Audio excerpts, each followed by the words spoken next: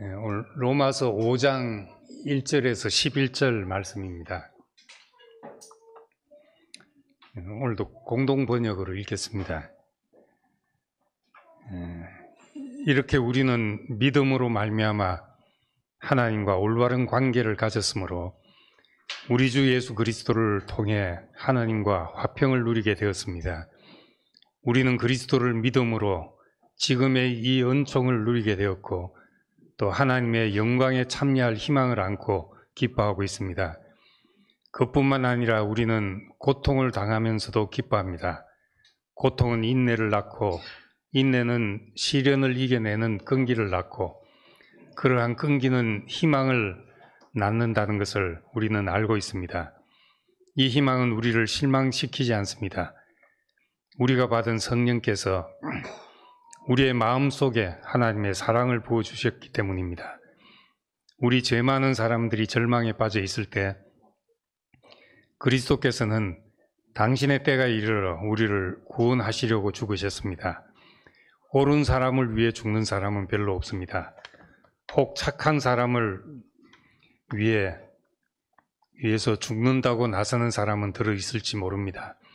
그런데 그리스도께서는 우리 죄 많은 인간을 위해 죽으셨습니다.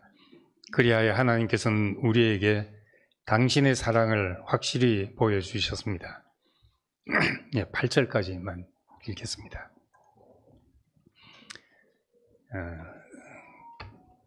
우린 이제 신앙의 여정이라는 말을 하는데 목표를 향해 나아가는 과정입니다. 우리는 그렇기 때문에 하나님은 우리를 이끌어서 참 우리의 일생 어떤 길을 가게 하십니다. 그래서 머무를 수가 없고 아무리 좋은 것이라 하더라도 그게 머무를 수가 없습니다. 사람은 좋으면 머무르고 싶어집니다. 그래서 야곱도 토담집을 짓고 거기에 머물고 싶어 했고 베드로도 여기에 장막셋을 짓고 그냥 살고 싶습니다. 이런 마음이 이제 그냥 나오는 것이 아니고 사람은 다 좋은 것이 있으면 거기에 머물려고 합니다. 근데 머물게 되면은 이제 물도 고여 있으면 썩게 되듯이 머물면은 굳어지고 고정되고 그리고 내가 아는 것을 절대화하고 그렇게 돼버리고 그러면 아무리 생명해도 교리가 되어버립니다. 그걸 이제 화석화되는 과정이라고 그렇게 말합니다. 저도 지나온 날을 돌아보면은 이제 그때는 그것이 전부인 줄 알고 살았습니다. 지나고 나서 생각하니까 그때는 그것이 필요했다. 그렇지만은 그때 필요했다고 해서 지금까지 거기에 매여 있을 수는 없습니다. 고린도전서 13장에 보면 내가 어렸을 때는 말하고 생각하고 깨닫는 것이 어린아이와 같았다가 장성한 사람이 되어서는 어린아이의 일을 버렸다 그렇게 말합니다. 이제 성장할수록 옛것이 점점 필요 없게 되어버립니다. 옷도 어릴 때 아무리 좋은 옷을 해 입혀도 크면 필요가 없어지잖아요. 옷에 사람을 맞출 수가 없습니다. 사람에 따라서 이제 옷을 맞춰야 되죠. 그래서 프로크루스테스의 침대라고 합니까? 그리스 신화에 나오는 사람을 잡아다가 이제 침대에 눕혀서 침대에 사람을 맞추는 겁니다. 발이 길면 발을 잘라내고 머리가 튀어나오면 머리를 자르고 그리고 침대에 모자라면 길게 늘어뜨려 가지고 침대에 사람을 맞추려는 그 역설적인 행동 얘기로 들으면 뭐 신하고 넌센스지만은 우리 일상에서 얼마나 그런 일이 많이 벌어지는지 모릅니다. 내 생명을 내 지식에 맞추고 내 습관에 맞추고 이제 그러다 보면은 이제 더 이상 변할 수 없는 사람이 되어버리고 맙니다. 십계명에 아무 어떤 형상도 만들지 말라, 어떤 형상도 만들지 말라 하는 이 말이 어떤 것에도 고정될 수 없고 어떤 것도 절대 할 수 없고 그렇게 돼버리면 우상이 돼버리는 거죠. 형상을 만들어 놓고 고정되면 우상이 된다는 겁니다. 우리 믿음의 여정도 그렇게 그때그때 경험하고 지나가는 것입니다. 로마서도 믿음으로 의롭게 된다 하는 이것이 전부가 아니고 우리가 그 경험을 하고 지나가야 할 많은 여정들이 로마서 안에 있습니다. 믿음으로 올바른 하나님과 올바른 관계를 가진 사람의 방향성을 로마서는 기록하고 있죠. 그래서 앞에는 행위가 아니라 믿음이다 해놓고 뒤에 가면은 우리가 구체적으로 어떻게 살아야 되는지 구체적인 이야기를 쏟아놓고 있습니다. 우리는 그때 가서는 또 그것이 우리가 묵상해야 될 말씀이 됩니다. 로마서 5장은 믿음으로 하나님과 올바른 관계를 맺은 사람들이 누리게 되는 선물들, 축복들을 말하고 있습니다. 우리가 어떤 방향성을 가지고 가는지를 말하고 있습니다. 의롭게 됐다. 그게 끝이 아니고 그런 다음엔 이제 우리에게 뭐가 오냐. 이런 이야기를 로마서는 계속 해나가고 있습니다. 중병에 걸려서 중환자실에 입원했다가 나온 사람은 거기서 병원에서 치료하고 수술하고 했다고 끝난 것이 아니고 이제 그때부터 다시 시작하는 것이죠. 병원 이야기를 일생 할 수가 없잖아요. 회복되는 과정이 있고 또 재활의 과정이 있고 그 과정을 지나고 나면 이제 정상적인 생활이 어떤 것인지를 또 말해야 되고 봐야 됩니다. 로마서를 이제 워치만리 같은 분은 정상적인 그리스도인의 생활이라는 주제로 이 로마서를 이제 말씀했습니다. 그러니까 뒤에 가면은 이제 어떻게 사냐 하는 것이 또 중요한 문제가 되기도 합니다. 오늘 1절, 2절에 믿음으로 말미암아 하나님과 올바른 관계를 가졌으므로 그렇기 때문에 하나님과 화평을 누리게 되었습니다. 이렇게 말합니다. 화평을 이야기하고 그 다음에 지금 이 은총을 누리게 되었고 그뿐만 아니라 하나님의 영광에 참여할 희망을 안고 기뻐하고 있습니다. 그리스도 안에서 올바른 관계로 말미암아 우리에게 이루어진 것 그리고 지금 우리가 은혜 안에 있고 앞으로 어떤 희망을 가지고 우리가 살아가느냐 이걸 다 말하고 있습니다. 첫 번째 선물은 이제 하나님과 화평입니다. 하나님이 우리를 구원하신 목적은 그냥 우리 잘 살라고 구원하신 것이 아니라 하나님과 사람이 화평을 누리는 것입니다. 에덴 동산에서 함께 살 수 있는 하나님과 함께 할 수 있는 사람이 되는 것이 목적입니다. 이것은 이제 혼자 가지는 내적 평안하고는 또 다른 것이죠. 내 혼자서 명상을 하고 또 내적 평안을 가지고 이런 것과 관계 안에서 화평을 누리는 것은 또 다른 문제입니다. 이건 관계의 전환을 말하죠. 마주 앉아 있는 것이 두렵지 않은 관계가 되는 것. 이제 그게 화평입니다. 근데 왜 화평을 누리자는 이야기가 나왔나? 전에는 원수된 관계였기 때문에 그렇습니다. 그 사람들이 예수에게 보인 그 적대감, 보통 일이 아니잖아요.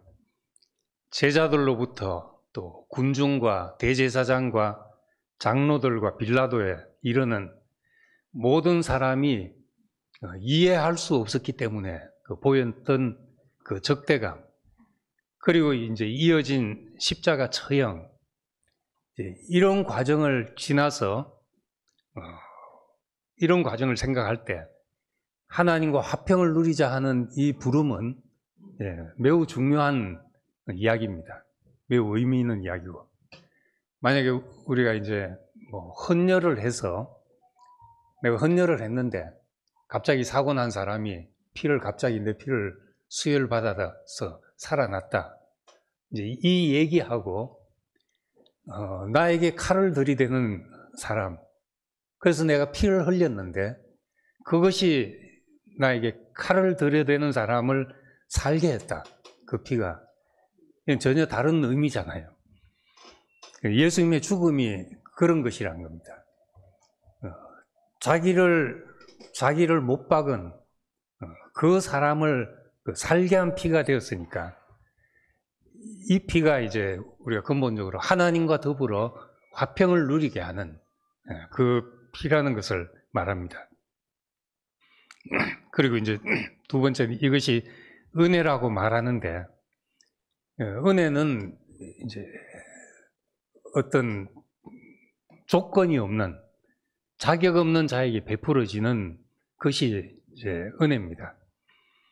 그래서 4장의 이야기를 충분히 했는데 4장 5절에 공로가 없는 사람이라도 하나님이 관계하시는 사람, 또 4장 7절에는 잘못했을지라도 용서와 덮어줌을 받는 사람, 이 사람이 복이 있다. 우리가 참 어떤 조건이 돼서 괜찮은 사람이라서 우리에게 베풀어지는 것이 있다면 그건 은혜가 아니고 이제 값이죠. 내가 한 어떤 것에 대한 이제 값이라는 겁니다. 그래서 다 이제 은혜라고 말하는데 간혹 나는 어째서 이런 은혜를 받게 됐나? 내가 그래도 하나님 앞에 좀 괜찮게 보이는 구석이 있었나? 이런 생각을 가끔 하게 되거든요. 근데 정말 우리 자신을 까발려 놓고 보면은 은혜라고 말할 수밖에 없는, 누구라도 그런 겁니다. 누구라도 이것은 은혜였구나 이렇게 말할 수밖에 없습니다. 이 은혜가 우리에게 이제 마중물이 되어서 하나님이 원하시는 것이 우리에게서 나올 수 있는 그 길을 열게 됩니다. 예, 한번 제가 이제 커피를 좋아하니까 한번 커피 회사에서 커피 내리는 기계를 공짜로 준다 그러더라고요. 공짜라니까 양재물도 마실 판인데 커피 내리는 기계를 공짜로 준다니 하고 낼름 받았죠. 이제 받는데 이제 조건이 캡슐을 사는 조건입니다. 커피 내린 캡슐을 얼마치를 사면은 커피 기계를 준다니까 기계가 얼마나 탐이 납니까? 그래서 이제 받아서 기계를 들여다 놓고 이제 커피를 내려 먹는데, 내려 먹다 생각해 보니까 전에 내려 먹던 것보다 돈이 점점 더 드는 거예요. 예. 그래서 이제 그 기계가 있으니까 거기 안 내려 먹을 수가 없고 기계를 섞일 수도 없고 계속 내려 먹자니 캡슐을 계속 사야 되고, 그래서 이제 내가 낚였구나 하는 생각을 한참 뒤에 하게 되죠. 이런 마케팅 방법을, 이런 마케팅을 하는 것을 자물쇠 현상이라고 한답니다. 자물쇠, 락인 현상이라고 하는데, 사람을 이제 잠궈 놓는 거죠. 그게 묶어 놓는 겁니다. 그래서 옛날에 레이저 프린터가 나올 때도 레이저 프린터 값이 비싸거든요. 일반 잉크 프린터에 비해서 비싼데 사람들이 비싸서 안 사니까 기계값을 확 낮춰서 별 차이 없게 만들어 놓고 그 기계를 사게 한 다음에 프린트를 해보니까 잉크비가 얼마나 비싼지, 잉크 카트리지 하나가 엄청 비싼 거예요. 프린터 값이 잉크 값이 되는 그런 것이 돼버리죠. 이렇게 이제 뭔가 그것이 우리가 거기에 잠기게 되면은 이제 그렇게 팔아서 처음엔 손해보는 것 같지만은 장기적으로 수입을 창출하는 이제 방법인데, 하나님한테서 배운 방법인지, 하나님도 우리를 일단 은혜를 베풀어서 은혜가 마중물이 되어서 하나님과 관계 속으로 들어오고, 그게 사로잡힌 바 되어서 내가 죄의 종로로 당돼서 하나님이 주인이 된 인생으로 이제 그렇게 옮겨가게 만든 겁니다. 사람은 구조적으로 은혜가 필요합니다. 자동차는 기름을 넣어야 굴러가듯이 사람은 은혜와 사랑과 긍휼을 먹고 사람답게 사람으로 살아가게 됩니다. 그래서 이제 미운 사람을 보면은 내가 관계가 안 되고 상대가 미울 때 항상 이제 저 사람은 이래서 밉다는 이유를 달거든요. 나는 무조건 저 사람 싫어 이렇게 말하는 사람 잘 없고, 상대가 이래서 밉다고 꼭 이유를 답니다. 그 말은 뒤집어 놓고 보면은 내게서 먼저 사랑이 안 나간단 말이죠. 그 사람이 어떠하든지 나한테서 사랑이 나가면 문제가 안 되고 허물이 덮어지고 이렇게 될 텐데, 허물이 보여가지고 막 괴롭고 한 것은 나한테서 역설적으로 사랑이 먼저 안 나가기 때문에 그렇다는 겁니다. 인간은 구조적으로 내가 공급을 받아야 흘러가지 그냥 나가질 않습니다. 그래서 우리가 하나님을 사랑한 것이 아니고 하나님이 우리를 먼저 사랑하셨다 하는 것이 그 말입니다. 그래야지만 인간이 될 수 있기 때문에 먼저 사랑하신 것이죠. 그래서 위로부터 오는 은혜와 사랑, 이것은 나무를 보면은 비 한 번 오면 물 준 거하고는 비교가 안 되게 나무가 풀어지고 잘 자랍니다. 가물 때 계속 물 주기를 해도 물을 줘도 나무가 이제 금방금방 메마르고 하는 걸 보거든요. 근데 비가 한번 쫙 오고 나면은 그 식물의 적셔짐은 사람이 물 준 거하고는 비교할 수 없게 되죠. 위로부터 와야 된다. 이 이야기를 예수님이 달리 이제 빚진 자 비유를 해서 1만 달란트 빚진 사람이 그걸 탕감받았는데, 처음에는 네 몸과 가족과 뭐 다 팔아서 갚아라 이러다가 갑자기 이제 불쌍하게 보여가지고 1만 달란트를 탕감해 줬죠. 옥에서 나오게 하고 빚을 다 덮어줬는데, 이 사람이 나가자마자 자기한테 100데나리온 빚진 사람에게 빚독촉을 하고 이 사람을 고발해서 감옥에 쳐넣고 이렇게 하더라는 겁니다. 괘씸해서 이제 다시 잡아와서 쳐넣어라 이제 그렇게 말하게 됐다는 겁니다. 이게 이 이야기에 먼저는 우리가 용서받은 것을 가지고 빚진 자를 용서하라는 말이죠. 받은 은혜를 가지고 은혜의 관계를 맺고 살아라는 말입니다. 하나님 먼저 주셨으니까 하나님과 함께 누린 화평으로 사람들과 화평한 관계를 가지고 살아라 하는 것이죠.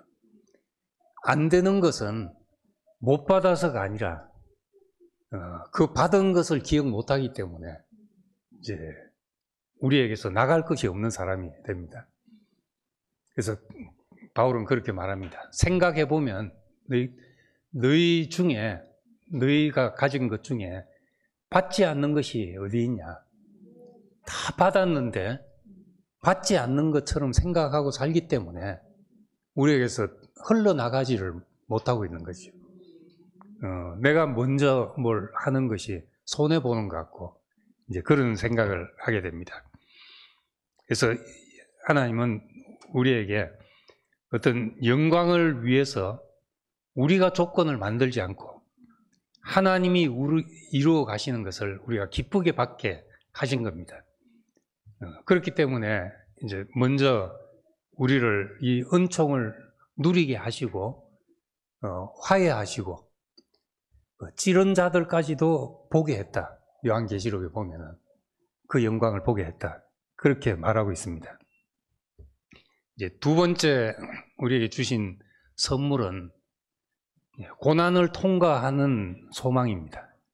3절, 4절에 고난은 인내를, 인내는 연단을, 연단은 소망을 그렇게 말합니다. 믿음으로 의롭게 되었다. 이제 그것이 의롭게 되어서 화평과 은혜를 누리고 영광을 소망하는데 여기 갑자기 이제 고난과 연단 이야기가 왜 나오냐 하는 겁니다.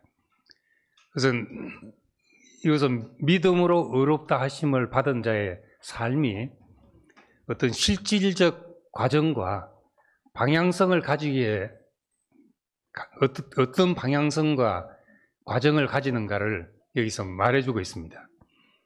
의롭다 함을 받았다 하는 것에는 고난의 과정이 포함되어 있다는 겁니다.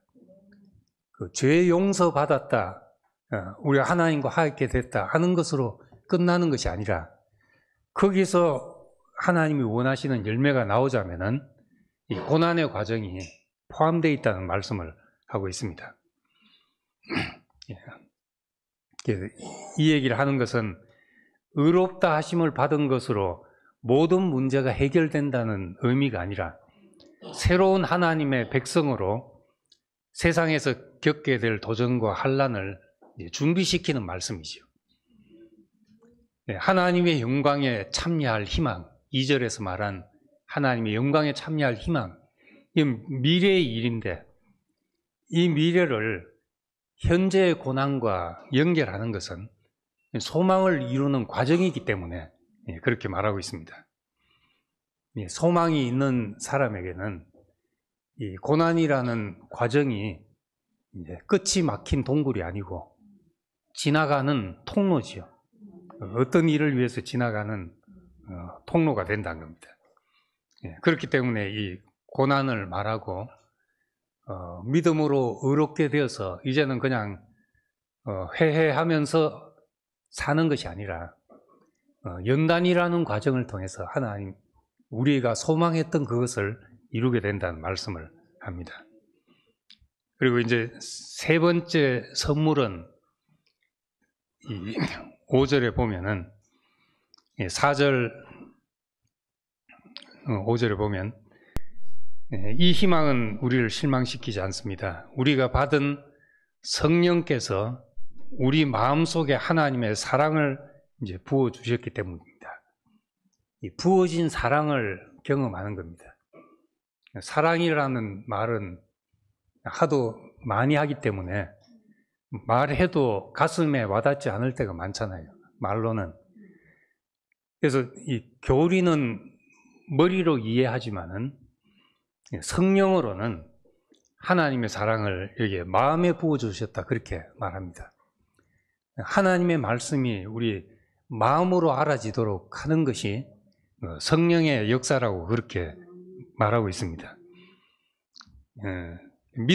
믿음으로 의롭게 되어서 고난의 연단을 통해서 소망을 이루시는데 그 고난의 과정 속에서 하나님이 어떻게 우리를 사랑하는지를 확신하게 된다는 말을 합니다.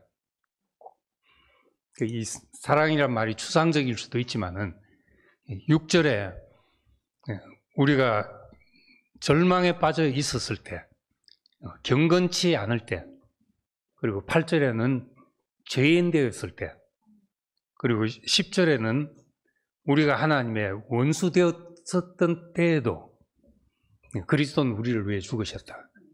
이제 이 얘기를 그리스도께서 우리를 위해서 죽으셨다는 이야기를 3번 6절, 8절, 10절에 반복하면서 경건치 않았을 때도 죄인 되었을 때도 원수 되었을 때도 우리를 위해 죽었다. 이 하나님의 사랑은 그러니까 우리가 준비되었을 때가 아니고 가능성이 없고 등 돌리고 있을 때 원수 같아 보였을 때 이것이 이제 우리에게 주어졌다는 겁니다. 하나님의 통치 방식이죠. 사람 말로 하자면 먼저 손 내미는 일을 하신 겁니다. 그래서 그 성육신이라는 말이 하나님이 사람이 되셨다고 생각하면 참 어려운 문제입니다. 하나님이 어떻게 사람의 모양으로 오셔서 모양으로 되셨다 설명하려고 하면 다 틀린 말이 되어버립니다. 그런데 성육신이, 말씀이 육신이 되었다는 말이니까 이 말씀이 우리 육체가 되었다. 쉬운 말로 하자면 이제 바디 랭귀지죠. 우리 몸으로 말하는 것. 하나님의 사랑을 구약 성경에서 율법으로도 여러 가지로 말했는데 예수님에게 오셔서 그 죽음으로 말하게 되니까 거기서 이제 말이 하나님은 사랑이시란 말이 육신이 되었구나. 그 죽음 안에서 이것이 우리에게 확신이 되었다는 겁니다. 확정되었다. 그래서 하나님께서는 우리에게 당신의 사랑을 여기서 이제 확실히 보여주셨습니다. 이렇게 말하고 있습니다. 그래서 착한 사람을 위해서, 옳은 사람을 위해서 죽는 사람 별로 없고 착한 사람을 위해 죽는다고 나설 사람 있을지 모르나 등 돌린 인간을 위해서 하나님이 사랑하시고 기뻐하신 자를 죽게 하셨다는 것. 그 죽음이 나를 위한 죽음이고 나를 대신한 죽음이란 걸 알 때 이제 이보다 더 큰 사랑이 없다는, 여기서 이제 하나님의 사랑이 확정됐다고 그렇게 선포를 합니다. 그 대신한 죽음은 빛을 대신 갚아줬다. 이렇게도 설명할 수는 있지만은 이제 그보다도 저 죽음이 내가 죽어야 될 자리라는 것을 발견하는 겁니다. 그것이 예수 안에서 나를 발견하는 것이죠. 그러고 나면은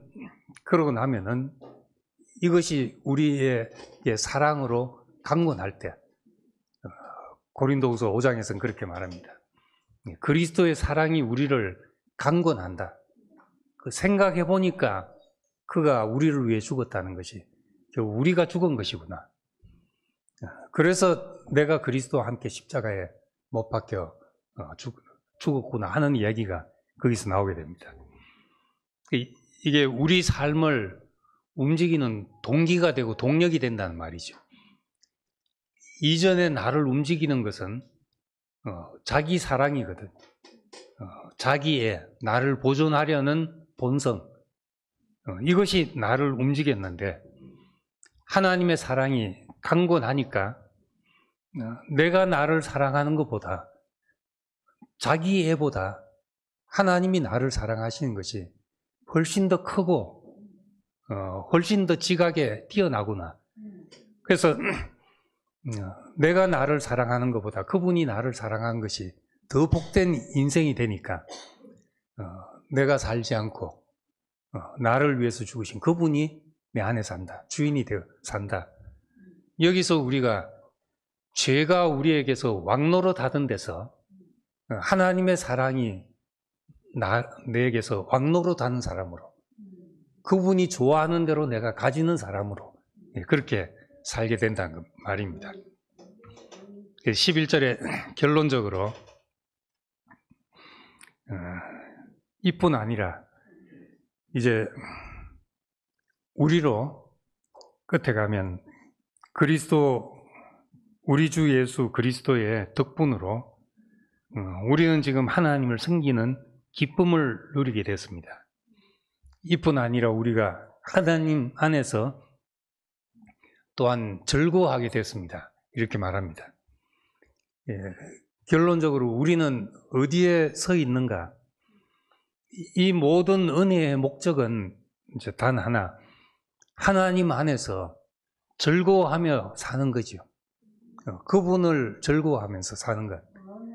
그래서 이걸 이제 교리 문답의 첫 번째, 인생의 목적은 무언가? 하나님을 영화롭게 하고 그분을 세세토록 즐겁게 하는 것이다. 그 소요리 문답이라는 것이 요리라는 것이 교리를 요약했단 말이잖아요. 그걸 소는 아주 작게 간단하게 만들어 놨단 말인데, 다음 세대에 전달하기 위해서 그렇게 말해 놓은 거죠. 길고 복잡하게 해 놓으면은 이제 다음 세대 모르니까 애들을 교육하기 위해서 소요리 문답을 만들었는데, 첫째가 하나님 영화롭게 하고 그를 세세토록 즐거워하는 것이다.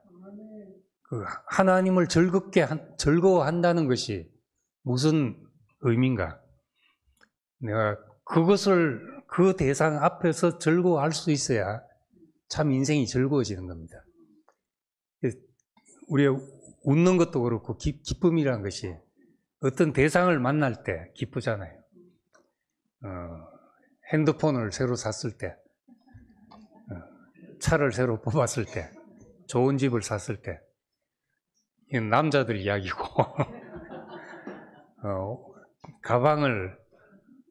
멋진 가방을 샀을 때, 옷을 샀을 때, 어떤 대상을 만나서 이제 기쁨이 발생하는 것이거든. 근데 하나님을 즐거워할 수 있는 인생, 여기서 모든 좋은 것이 다 솟아나오게 되는 거니까 5장의 결론처럼 말한 내가 하나님을 기뻐한다, 하나님을 즐거워한다는 것은 하나님이 우리를 의롭다고 하시고 또 거룩하게 하시고 영원하게 하셔서 이끌어 가시는 그 길에서 이제 궁극적인 목적이라고 할 수 있습니다. 죄책감과 자기 사랑과 자의식 속에 갇혀 살도록 하지 않고 이 관계 속에서 기쁨을 누리고 즐겁게 살게 됐다는 겁니다. 이것이 이제 결국은 우리가 가지는 모든 관계, 여기서 이제 우리가 기쁨을 누리게 되죠. 근데 이게 이제 교회 생활 관찰해 보면 두루 다 누구를 만나든지 기쁨이 발생되는 게 참 쉽지 않잖아요. 그러니까 친한 사람 그 주위를 맴돌기가 쉽습니다.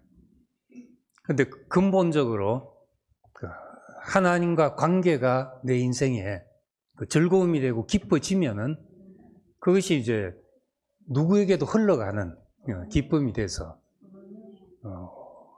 내가 있는 곳이 먼저 잔치가 되게 하고 그 사람이 있어서 기쁘고 잔치가 되고 이런 사람으로 살면 얼마나 복되겠냐 하는 것이죠. 로마서는 우리를 이끌어서 이제 그런 길로 가게 하시는 겁니다. 어렵게 이야기하는 것 같지만은 하나님과 화평을 누리자. 하나님과 올바른 관계를 가지고 화평을 누리고 그 은혜가 흘러 들어오니까 우리에게 영광의 소망이 생기는데 그분과 관계 안에서 늘 이제 기쁨을 누리게 됐다. 이 기쁨이 우리가 살아가는 모든 관계를 윤택케 하는 이제 축복으로 흐르게 되는 겁니다. 우리 최고의 축복은 우리가 가지는 모든 관계가 기쁘고 즐거운 것. 그것보다 더 좋은 것이 있겠습니까? 하나님과 화평을 누리는 것이 우리 모든 관계가 기쁘고 즐겁게 되는 그런 길이 되기를 소망합니다. 기도하겠습니다.